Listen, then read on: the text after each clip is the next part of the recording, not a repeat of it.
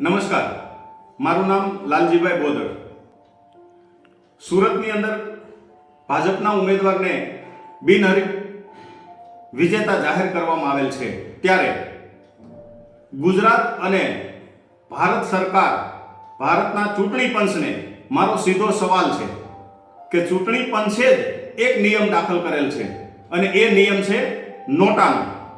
જ્યારે સમાજ અને સમાજના વોટરને 1 કે 10 થી વધારે ઉમેદવારો હોય અને એ પણ પસંદ ન પડતા હોય તો નોટાનો ઉપયોગ કરી અને તમામને રિજેક્ટ કરવાનો એક મૌલિક અધિકાર આપવામાં આવ્યો છે. તો ગુજરાતની અંદર સુરતની આ સીટને બિનહરીફ જાહેર કરવાનો પણ તમને કોઈ અધિકાર નથી. ચૂંટણી પંચને મારી વિનંતી છે કે સુરતની અંદર હજી પણ સમય છે.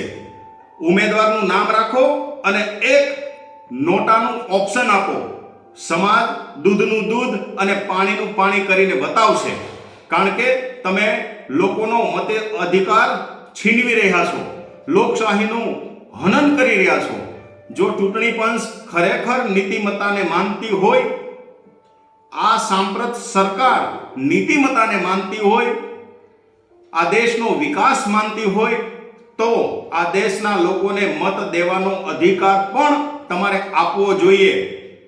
સુરતની અંદર એક ઓપ્શન તમારા ઉમેદવારનું અને બીજું ઓપ્શન નોટાનું આપો, એટલે તમે કેટલા સાચા છો અને કેટલા ખોટા છો એ પબ્લિક તમને કહેશે. તમે મનમાં ને મનમાં વિજેતા જાહેર કરી દો.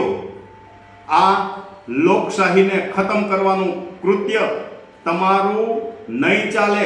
ચૂંટણી પંચને મારી અપીલ છે, વિનંતી છે, અને તમારો જ બનાવેલો નિયમ તમે કેમ તોડો છો એનો મારો સીધો સવાલ છે. સુરતની અંદર હજી સમય છે. ચૂંટણી ડિક્લેર કરો, એક ઉમેદવાર અને સામે નોટાનું ઓપ્શન આપી અને સમાજને વોટિંગ કરવાનો મોકો આપો.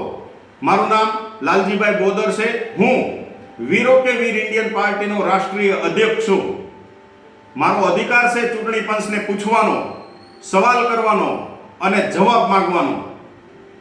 આવો અને લોકશાહીને બચાવો. લોકોને પણ કહું છું કે જેને ભાજપ પસંદ હોય એને માટે તો વાંધો નથી, પણ આજે જે લોકોને પોતાનો મતાધિકારનો ઉપયોગ કરવો છે એના માટે નોટાનું ઓપ્શન આપી ચૂંટણી પંચ પોતાની નૈતિકતા સાબિત કરે. વંદે માતરમ. ભારત માતા કી જય.